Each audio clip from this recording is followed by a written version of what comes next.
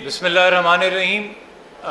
एक बार फिर सबसे पहले मीडिया के तमाम दोस्तों का जो इस केस से जुड़े रहे हैं, मेहदी काज़मी साहब की आवाज़ बने हैं और जिनकी वजह से मेरे ख़्याल में आज मीडिया के ज़िम्मेदार सहाफ़ियों का भी बहुत बड़ा हाथ है जो आज पेशरफ्त हुई है। उस हवाले से सबसे पहले हम शुक्रिया अदा करना चाहेंगे मौजूद सुप्रीम कोर्ट का और सुप्रीम कोर्ट के मौजूद जज साहिबान का, जिनके ऑर्डर की वजह से हमारा राइट रिकग्नाइज़ किया गया कि हम जो मेडिकल रिपोर्ट इस केस पे आपके सामने आई थी, जिसमें बच्ची को 17 साल के करीब बताया गया था, जिसकी वजह से उसके उस बयान की जो न जाने किस इन्फ्लुएंस के तहत दिया गया कि मैं 18 की हूँ, उसकी तायद हो रही थी, ना कि वालदैन ने जो नादरा के रिकॉर्ड प्रोड्यूस किए थे जिसमें 14 साल उम्र थी उसकी तायद हो। सुप्रीम कोर्ट के बाद हम शुक्रिया अदा करेंगे मौजूद मजिस्ट्रेट साहब का, जिन्होंने इस केस में C क्लास चलान एक्सेप्ट नहीं किया और फर्दर इन्वेस्टिगेशन के ऑर्डर दिए, जिसकी वजह से हमारा मेडिकल बोर्ड सामने आया और उसके हवाले से जो मेडिकल बोर्ड के 10 मौजूद डॉक्टर साहिबान हैं, उनकी चेयरमैन के साथ जो इसमें पुलिस सर्जन हैं, जिसमें फोरेंसिक एक्सपर्ट हैं, जो रेडियोलॉजिस्ट हैं, उन तमाम का हम शुक्रिया अदा करेंगे कि उन्होंने एक हफ़्ते के अंदर अपनी कार्रवाई मुकम्मल की। वो 2 बार उन्होंने मीटिंग की, उन्होंने भी यकीनी बनाया कि जल्द से जल्द इसके अंदर पेशरफ्त हो।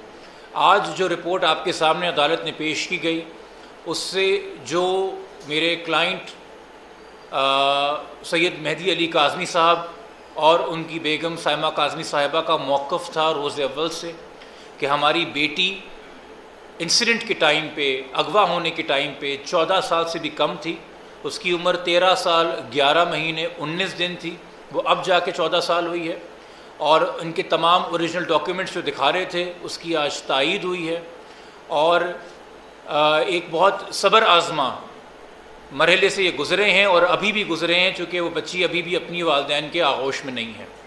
दूसरी बात, इस केस के अंदर बहुत ज़्यादा मीडिया की सतह पे भी और मैंने अदालतों की सतह पे भी देखा, महवर बनाया हुआ रहा बच्ची का बयान। मैं आज एक सवाल करूँगा कि क्या इस्लामी जमहूरियत पाकिस्तान में इंसाफ का मलबा कमसिन बच्चियों के बयानात उठाएंगे? क्या इस मुल्क में पुलिस इन्वेस्टिगेशन का मलबा कमसिन बच्ची के कंधे पर डाला जाएगा? क्या इस मुल्क में अदालती कार्रवाइयाँ और इंसाफ एक कमसिन बच्ची के आप कंधों पर डालेंगे और उसके बयान के अंदर तमाम लोग अपनी ज़िम्मेदारियों से फ़रार इख्तियार करेंगे? आज ये साबित हुआ कि 3 अदालतों में बच्ची ने बयान दिए और तमाम बयान इस बात से शुरू हुए कि मैं 18 साल की हूँ और पहला जुमला ही उस बयान का झूठ है। आज ये साबित हुआ कि निकाह के अंदर जो बच्ची की उम्र लिखी हुई 18 और आगे लिखा हुआ है खुद मुख्तार, वो एक झूठ है। उस निकाहनामे की वैलिडिटी और वो किन हालात में हुआ है वो भी सवालिया निशान है और किन दबाव के अंदर या किस असर के अंदर या किस वरगलाने के अंदर आने के बाद अदालतों को मिसगाइड किया गया है। हमारा मौक़िफ़ ये कि मौजूद सिंध हाई कोर्ट के जजेस को प्रॉपर असिस्टेंस नहीं दी गई और AG साहब की जानिब से भी, AG सिंध की जानिब से भी पुश किया गया कि जी बच्ची की स्टेटमेंट देखिए और पुलिस ने भी ये मौक़िफ़ इख्तियार किया गया कि बच्ची की स्टेटमेंट देखिए और फिर एक ऐसी मेडिकल रिपोर्ट जो कि प्रॉपर नहीं थी वो सामने लाई गई, जिसकी वजह से ये केस जो है उस नतीजे पे पहुंचा जो आपके सामने आया, जो हम सबके लिए एक सवालिया निशान था। ये प्रॉपर प्रोसीजर है हमारे कानून में इस्टेब्लिश एज डिटर्मिन करने का कि मल्टीपल एक्सपर्ट्स बैठते हैं और सिर्फ आपकी हड्डियों का नहीं, आपके दांतों का, आपके कदोखाल का, आपके हार्मोन्स का तमाम तर इंटरनेशनल स्टैंडर्ड से जायज़ा लिया जाता है और जब वो कार्रवाई मुकम्मल हुई है तो बच्ची को करीब तरीन 15 के, यानी कि अब जो 14 हम बता रहे हैं डॉक्यूमेंट्स के मुताबिक, उस मौक़िफ़ की तायद हो रही है। इस स्टेज के ऊपर जब ये बात क्लियर है कि तमाम एविडेंस, वो मेडिकल हो या वो नादरा हो, बच्ची को 16 साल से कम अंडर 16 प्लेस कर रहे हैं, तो ताज़ीरात पाकिस्तान के तहत, पाकिस्तान पीनल कोड के तहत सेक्शन 361 हो, 363 हो या 364A क्यों ना हो, जो एज स्पेसिफिक ऑफेंसेस हैं अगवा की जानिब से कमसिन बच्चियों के हवाले से, उन तमाम की इंग्रेडिएंट्स अट्रैक्ट होती हैं। अगर पहले ये सवालिया निशान था कि जी शादी तो पंजाब में वाक़ हुई है, सिंध का कानून 18 की शर्त लगाता है, तो पंजाब का कानून भी 16 की शर्त लगाता है, वो शादी भी गैर कानूनी है, वो इंग्रेडिएंट्स भी अटैच हुए हैं।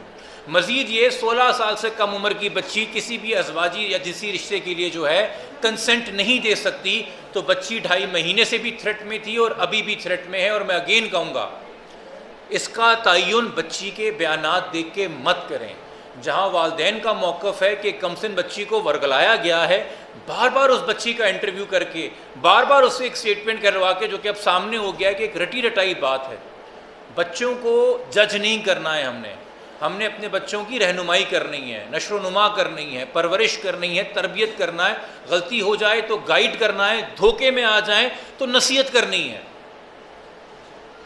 बच्चों का जो इन केसेस में बाजियाब होते हैं 13, 14, 15 साल उम्र होती है, उनकी पूरी ज़िंदगी उनके आगे होती है। मैं माशरे से भी कहूँगा, बराए मेहरबानी अगर आपकी औलादें नहीं है तो आगे जाके होगी, शफकत से बच्चों के मामले में पेश आएँ। करैक्टर असैसिनेशन किसी का ना करें, ये एक ट्रेजेडी है हर लिहाज से ये केस। इसके अंदर साइड्स पिक ना करें। कल को आपके साथ भी कोई ऐसा वाक़या पेश आ सकता है जिसके अंदर आप अदालतों का और पुलिस का सर पीट रहे होंगे और फिर अपनी भी कहीं भी बात के ऊपर पछता रहे होंगे। हर चीज़ के लिए कानून के अंदर एक उम्र तय है। यह आपके इल्म में होना चाहिए कि जो लोग इस्लाम का नारा लगा के इस्लाम की गलत रिप्रेजेंटेशन दे के मज़हब को भी बदनाम करते हैं, उनके पास होना चाहिए कि पाकिस्तान इस्लामी जमहूरियत पाकिस्तान है, इसका आइन कानून का कुरान और सुन्ने के ताबे है, और आइन के तहत में लिखा हुआ है कि कोई कानून पाकिस्तान का गैर शरई है कि नहीं, इसका जायज़ा फेडरल शरीयत कोर्ट लेगी। और फेडरल शरीयत कोर्ट 2020 में ये फैसला कर चुकी है कि पंजाब का जो चाइल्ड मैरिज लॉ है, जिसमें 16 साल से कम उम्र गैर कानूनी शादी है, वो बिल्कुल इस्लाम के मुनाफी नहीं है, गैर शरई है। वो चैलेंज डिसमिस हो चुका है। इसके ऊपर फेडरल शरीयत कोर्ट के फैसले हैं 1984 के 5 रुकनी बेंच के, जिसमें मुफ्ती तकी उस्मानी साहब भी मौजूद हैं। वो फैसला भी अगर मीडिया के दोस्त कहेंगे मैं शेयर करूंगा कि इन हालात में जहाँ कम उम्र बच्चियाँ मुगवियाँ बनती हैं और उनकी शादी सामने आती है, और इतनी कम उम्र की शादी सामने आती है कि चाइल्ड मैरिज का लॉ वायलेट होता नजर आता है, वहाँ अदालतें बहुत एहतियात करें बच्चियों का स्टेटमेंट रिकॉर्ड करते हुए, और इस चीज़ को जहन में रखें कि बच्ची किस किस दबाव में, किस किस डर में, किस किस खौफ और इन्फ्लुएंस में हो सकती है। ये शरीयत अपीलेट बेंच के जजमेंट्स हैं।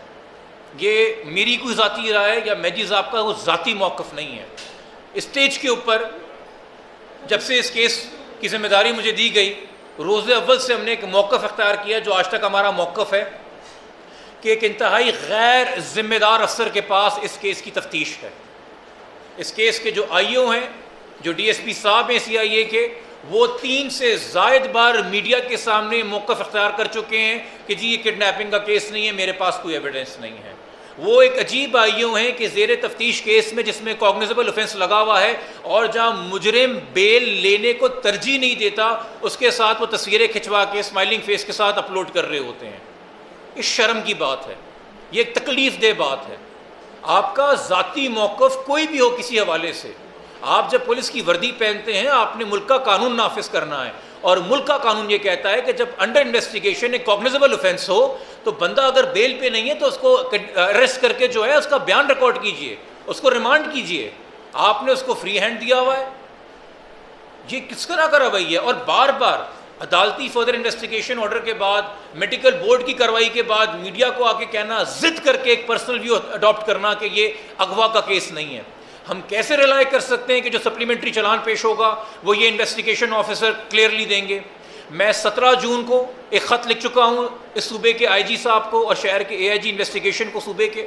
मैं उसके बाद दोबारा 4 दिन पहले एक और ख़त लिख चुका हूँ इनको कि तफ्तीशी अफसर इसमें चेंज किया जाए। आपके इल्म में हमने अदालत में इस हवाले से दरख्वास्त दी थी। अदालत ने उस वक्त ये कह के दरख्वास्त मुस्तरद की कि जी इस स्टेज पे मेडिकल बोर्ड का रिजल्ट आने दें, इस स्टेज पे दरख्वास्त नहीं बनती।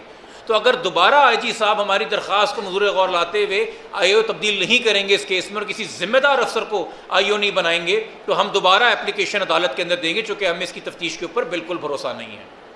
मज़ीद इसमें ये कि आगे का लाए अमल, चूँकि अभी भी बच्ची पंजाब में है, वालदैन के पास नहीं है, और शायद पुलिस को अभी भी कन्फ्यूजन हो कि जी हाई कोर्ट का तो ऑर्डर है कि बच्ची सेट एट लिबर्टी है, तो हम क्या करें। तो इस हवाले से हम आला अदालतों से भी फर्स्ट इंस्टेंस के अंदर सबसे पहले रुजू करेंगे और ये ऑर्डर उनके सामने रखेंगे, ये मेडिकल बोर्ड की कार्रवाई उनके सामने रखेंगे और उनको उनके फैसलों पे नज़रसानी करने की न्यू फैक्ट्स में दरख्वास्त देंगे। ये आपके सामने बात होनी चाहिए कि हस्बे बेजा की कार्रवाई में जब हाई कोर्ट ऑर्डर देता है, वो जो फैक्ट्स टेबल पे रखे होते हैं वो देयर एंड देन फाइंडिंग होती है, वो टेंटेटिव फाइंडिंग होती है, वो अबूरी फाइंडिंग होती है, वो हतमी फाइनल कंक्लूजन नहीं होता किसी केस का। बच्ची को सेट एट लिबर्टी किया गया था pursuant to the age certificate. ये जुमले लिखे हुए हैं, वो age certificate null and void हो चुका है। इस मेडिकल बोर्ड के बाद उस एज सर्टिफिकेट की कोई वैल्यू नहीं रही है। तो वो जो सेट एंड लिबर्टी जिस कंडीशन के तहत उनको दिया गया था उसकी भी कोई वैल्यू नहीं रही है। इन सेंस के हाई कोर्ट उसको रिकग्नाइज करे। वैल्यू से ये मुराद है कि वो उस तरह से एप्लीकेबल नहीं है चूँकि वो उस सेट ऑफ फैक्ट्स पे एप्लीकेबल था। अब सेट ऑफ फैक्ट्स चेंज हो गए हैं, मज़ीद हक़ाइक़ हमारे सामने आ गए हैं। इस केस के अंदर अगेन आखिर के अंदर मैं दरख्वास्त करूँगा, जहाँ बहुत मुस्बत चेहरा मुझे अपने मीडिया के दोस्तों का नज़र आया, जहाँ मुझे बहुत मुस्बत चेहरा हमारे कुछ समाजी कारकुन जो सोशल मीडिया को इस्तेमाल करते हुए डिजिटल न्यूज़ में काम कर रहे हैं उनका नज़र आया, वहाँ पे बहुत अफसोस की बात है बतौर पाकिस्तानी शहरी, सिर्फ इस केस के वकील नहीं, कि एक मनफी चेहरा भी नज़र आया। मुझे नहीं पता जानबूझ के, गलत फहमी की वजह से या गुमराही की वजह से कुछ लोग अपनी वीडियोज़ रिकॉर्ड करके आलाकार बने कंसीलमेंट ऑफ किडनैपिंग के। ये किडनैपिंग का केस था, उसको छुपाने के आलाकार बने। चाइल्ड मैरिज का केस था, उस जुर्म को छुपाने के आलाकार बने। सेक्सुअल ऑफेंसेस से बच्ची एक्सपोज है, उसको छुपाने के आलाकार बने। तो जब आप कैमरा ऑन करके कौम को मुखातिब करते हैं, चाहे टेलीविज़न से करें या यूट्यूब से करें, खुदारा आपके लिए एक स्टोरी है, वो आगे बढ़ जाएगी। आपने उसके हिस्से के सब्सक्राइबर्स और व्यूज़ कलेक्ट कर लिए हैं, आपको उसके जो ऐड लगाएंगे आप अपनी यूट्यूब के ऊपर, आपको उसका रेवेन्यू भी आता रहेगा, मगर आप ये नहीं देख रहे आप कितनी उस राह में ज़िंदगियाँ बर्बाद करते हुए आगे जा रहे हैं। तो इस हवाले से मैं एक नसीहत ही कर सकता हूँ कि ज़िम्मेदारी का मुलाहज़ा करें, और अगर कुछ लोगों से जाने अनजाने में गलती हुई है, अगर उनको मिसरिप्रेजेंटेशन दी गई थी और वो उस गुमान में थे कि जी बच्ची शायद 18 की है, तो इस मेडिकल बोर्ड की रिपोर्ट के बाद उनके पास मौका है वो भी अपनी ऑडियंस से, कौम से और ख़ास तौर पे बच्ची के वालिदैन से माफ़ी मांगें कि ये काम नहीं करना चाहिए था। और ये पूरी सोसाइटी के लिए एज अ होल इस केस के अंदर बहुत सारे लेसन्स हैं। पुलिस के लिए भी लेसन्स हैं, प्रोसिक्यूशन के भी लेसन्स हैं, अदालतों को भी अपने प्रोसीजर्स के हवाले से लेसन्स हैं कि कैसे बेहतर की जा सकती कार्रवाई, वालिदैन के लिए भी लेसन्स हैं, बच्चों के लिए भी लेसन्स हैं, और मेरे ख्याल में जिस केस को कवर कर रहे हैं उनके लिए भी लेसन्स हैं। मैं गुजारिश करूँगा अब मेहदी साहब अगर कुछ तासुरात का अपने इस वक्त इज़हार करना चाहें, फिर हम आपके सवाल लेंगे। सबसे पहले तो मैं सुप्रीम कोर्ट ऑफ पाकिस्तान का शुक्रिया अदा करूँगा, क्योंकि अगर वो मेरा ये हक़ रिकग्नाइज़ ना करती तो आज मैं इस तरह आपके सामने ना बैठे होता। सेकेंडली आप सब मीडिया के लोगों का मैं भरपूर शुक्रिया अदा करूँगा। आपने जिस तरह हक़ सच का साथ दिया, मेरे पास अल्फाज नहीं है मैं आपका किस तरीके से शुक्रिया अदा करूं। और पूरे पाकिस्तान की आवाम जो मेरे लिए दुआएं करते रहे, मैं उन सब का शुक्रिया अदा करूंगा। मैंने 2.5 महीने जी बड़े कर्ब में गुजारे हैं।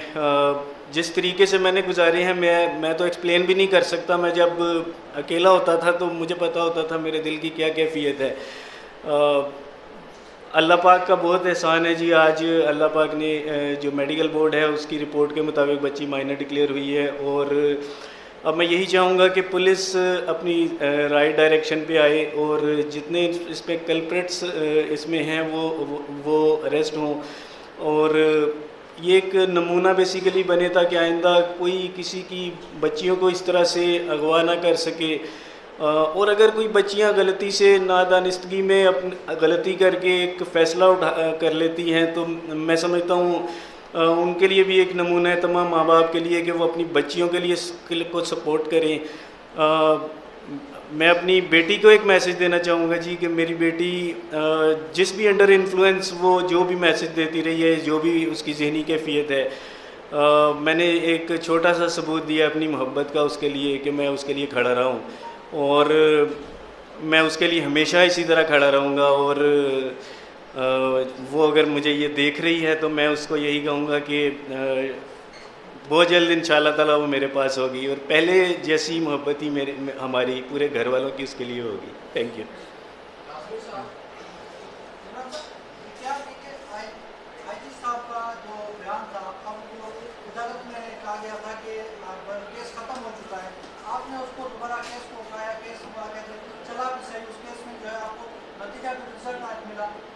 क्या मैसेज देंगे पुलिस को? पुलिस की जानिब से जो रवैया था आज़मी साहब से, कल भी हमने देखा हॉस्पिटल में आज़मी साहब को ऐसे पूरा चेन बनाई हुई थी कि आज़मी साहब अपनी बच्ची को देख भी नहीं सकते थे। क्या पुलिस का रवैया अभी भी आईजी चेंज की वजह से चेंज अभी नहीं हुआ?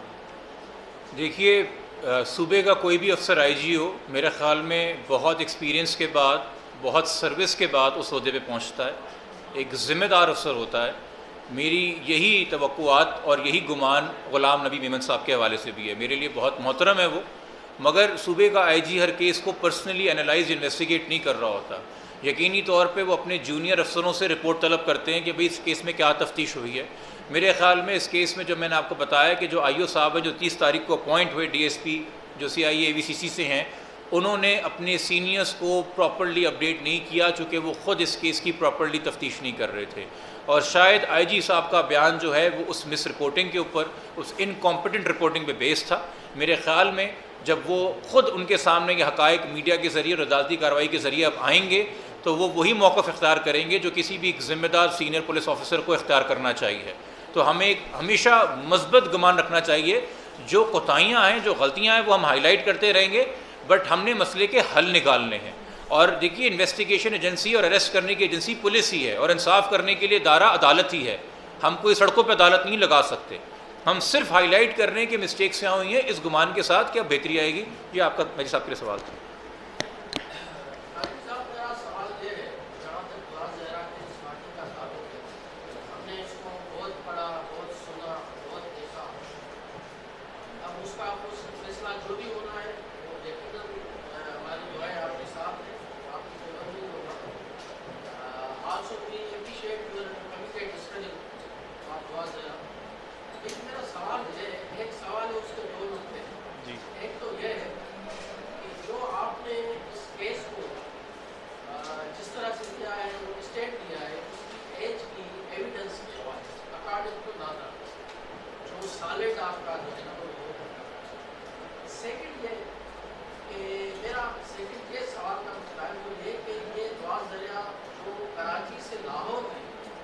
देखिए, मैं ऑनेस्टली बताऊं, मैं भी अगर ट्रैवल करूंगा ना पंजाब के लिए, एक लंबा सफ़र करूंगा, तो मैं भी कोशिश करूंगा कि मेरे साथ कोई कंपनी देने वाला हो। तो मैं तो ये सोच भी नहीं सकता और ये पॉसिबल भी नहीं है कि बच्ची अकेले ट्रैवल करके गई है। इस सब चीज़ों की इन्वेस्टिगेशन होनी चाहिए।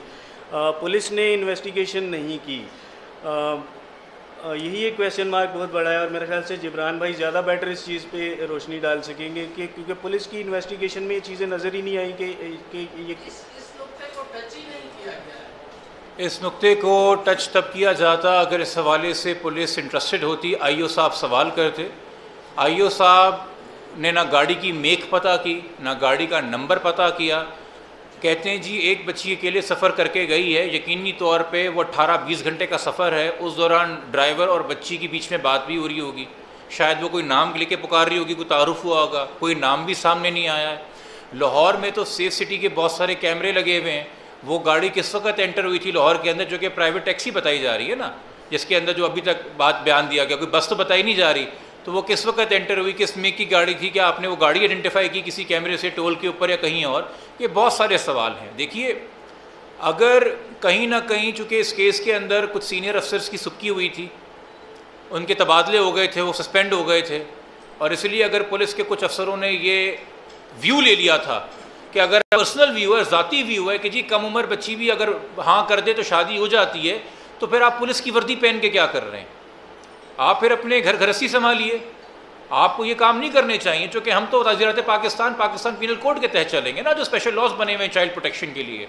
ये सारे पहलू पुलिस ने इन्वेस्टिगेट नहीं किए गए। आप यहाँ तक अंदाज़ा कर लीजिए कि जो बयान बच्ची ने पुलिस को दिया और जो बयान मरकज़ी मुल्ज़िम ने दिया, दोनों निकाह की उम्र तारीख अलग बता रहे हैं। एक कह रहा है 17 को निकाह हुआ, एक कह रही है 18 को निकाह हुआ। मुल्ज़िम कह रहा है कि जी निकाह करने के लिए हमने फ़िल्म मुख्तारी का एक सर्टिफिकेट हासिल किया अदालत से, पुलिस आज तक वो फ़िल्म मुख्तारी का सर्टिफिकेट हासिल नहीं कर सकी, जिसकी बेस के ऊपर वो कह रहे हैं जी हमने निकाह करके दिया था। तो इस केस को तो एक तरीके से आप देखिए कि दबाने के लिए और ख़त्म करने के लिए तफ्तीश की जा रही थी, सुलझाने के लिए तफ्तीश नहीं की जा रही थी। और ये ख़दशात हमने इन राइटिंग मुस्तकिल बारहा अदालत के ज़रिए और सीनियर पुलिस ऑफिसर्स के ज़रिए रखे हैं कॉम्पिटेंट अथॉरिटीज़ के सामने, किसको कंसिडर करें। देखिए, चूँकि इस केस के अंदर न्यू फैक्ट्स आए हैं तो अदालत को हम प्रॉपर असिस्टेंस देंगे। हमारा सिंध हाई कोर्ट से कोई भी बदगुमानी नहीं है, हम रोज़ वहाँ पेश होते हैं और रोज़ सैकड़ों लोगों के लिए इंसाफ लेते हैं और बहुत से केसेस में इंसाफ लिया है। मगर देखिए, जजेस के सामने फ़रीक मौजूद होते हैं और जजेस का काम नहीं है कि किसी की शक्ल देख के या रंग और सूरत देख के गुमान कर ले कौन सच्चा है कौन झूठा है। अदालत को प्रॉपर असिस्टेंस रिक्वायर्ड होती है। मेरा मानना ये है कि अगर हम जजेस को प्रॉपर असिस्टेंस दें, यानी कि जो actual facts of the case हैं वो सामने रखें और तरीके से और उनको मावनत दें, तो जजेस हमारे बिल्कुल काबिल हैं। वो पूरे सिंध की किस्मत के फैसले कर रहे हैं, वो यकीनी तौर पे इसमें हक इंसाफ करेंगे। हमें वहाँ से भी एक पॉजिटिव उम्मीद है।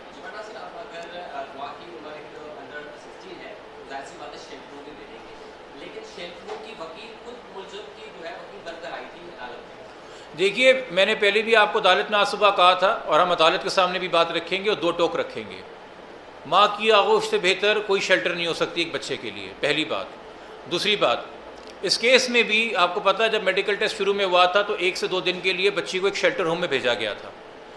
उस शेल्टर होम की जो वकील हैं, ये मैं नहीं कह रहा, उन्होंने ख़ुद अदालत में आके इस केस में तारुफ कराया कि जी मैं उस शेल्टर होम की वकील हूँ।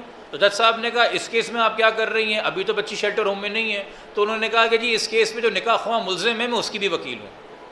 आप अंदाज़ा करें हम कैसे शेल्टर होम्स की सिक्योरिटी के ऊपर या उनके इंतज़ामात के ऊपर या उनकी एडमिनिस्ट्रेशन पर भरोसा कर सकते हैं। मैं नाम नहीं लेना चाहता किसी निजी इदारे का, बट अदालत के सामने हम ये बात 2 टोक रखेंगे। और शेल्टर होम्स को भी चाहिए कि जब आप पे पूरी कौम भरोसा करके अपनी कमसन बच्चियाँ आपके हवाले करती हैं और उस तारुफ से आप अपने इदारे भी चला रहे हैं, तो खुदा का वास्ता है अपनी एडमिनिस्ट्रेशन मौसर करें। आपकी जो वकला हैं वो चाइल्ड मैरिजेस केस में जो मरकज़ी मुल्ज़िम है उनकी भी वकील बनी हुई है। हम कैसे रिलाई कर सकते हैं कि आपके दायरे में किसको क्या एक्सेस और कितनी एक्सेस है? तो पूरी क्रेडिबिलिटी शैटर करने वाली बात है और ये हमारे सामने बात आने से पहले आपको खुद इंक्वायरी और इंस्पेक्ट करनी चाहिए थी।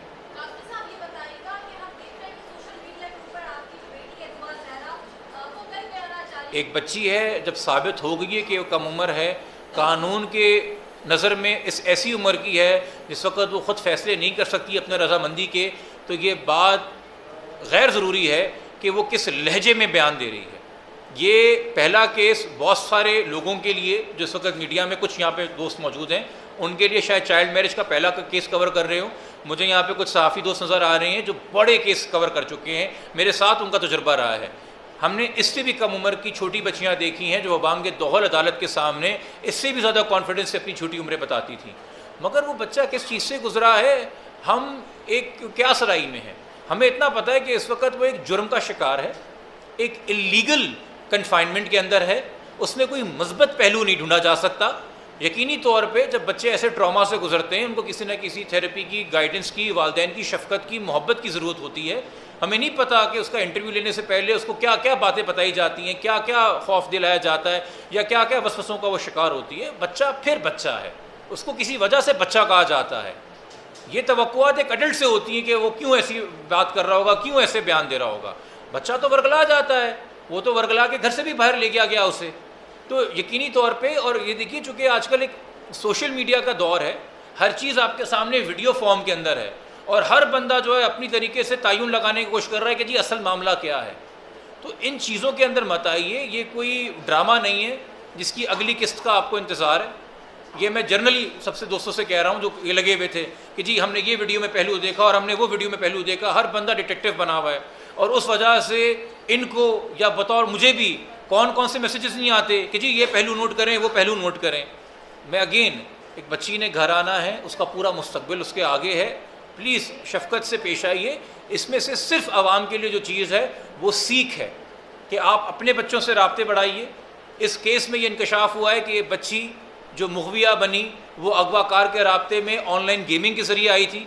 इस हवाले से वालिदैन ज़िम्मेदारी बरतें, इस हवाले से वालिदैन नज़र रखें कि कौन कौन, सिर्फ वो नहीं जो उनके घर में उनको इतराफ़ में फ़िज़िकली नज़र आ रहा है, और बहुत से तरीक़ों से आपके बच्चों को कोई कर सकता है। और ये एक और पहलू, अक्सर लोग ये भी एक एक्सक्यूज़ ले रहे हैं कि देखिए जी लड़के भी ज़्यादा उम्र का नहीं है, कानून के लिए जो उम्र है सज़ा देने की वो 18 अबव है और लड़का एज़ पर इज़ नादरा 20+ है।